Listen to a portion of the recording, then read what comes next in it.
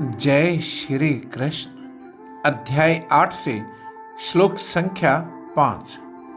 अंत काले च मामेव स्मरन् मुक्त्वा कलेवरम यह प्रयाति स मद्भावम याति नास्त यत्र संशयः। जो पुरुष अंत काल में मुझे स्मरण करता हुआ अपने शरीर का त्याग करता है वो मेरे को ही प्राप्त होता है, इसमें संदेह नहीं है। मृत्यु के समय जिस भाव, जिस स्मृति या जिस संकल्प के साथ जीवात्मा शरीर त्याग करती है उसी के अनुरूप वो अपनी अगली गति को प्राप्त करती है। यदि अंत समय में भगवान का स्मरण किया जाए तो जीव भगवान के स्वरूप को प्राप्त करता है।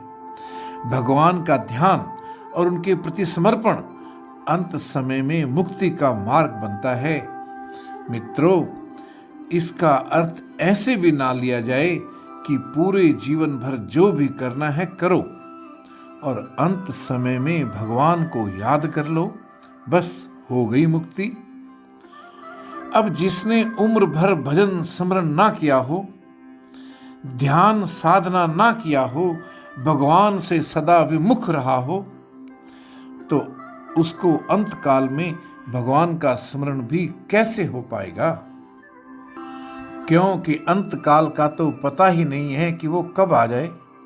वास्तव में सब समय अंत काल ही है। यह बात नहीं है कि इतने वर्ष बाद ही मृत्यु होगी। श्री कृष्ण कहते हैं कि ध्यान और भक्ति की साधना से मन एकाग्र होता है। जब ऐसा साधक शरीर को त्याग करता है तो उस समय भी उसका मन ध्यान में, साधना में केंद्रित होता है। और आत्मा तो वास्तव में परमात्मा का अंश है ही, इसलिए उसका परमात्मा के साथ स्वतः ही संबंध है।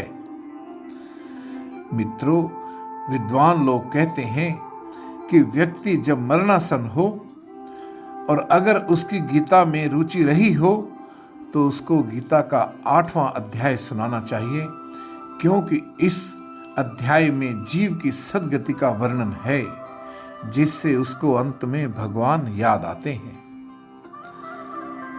तो ये था अध्याय 8 से श्लोक संख्या 5। हरे कृष्ण।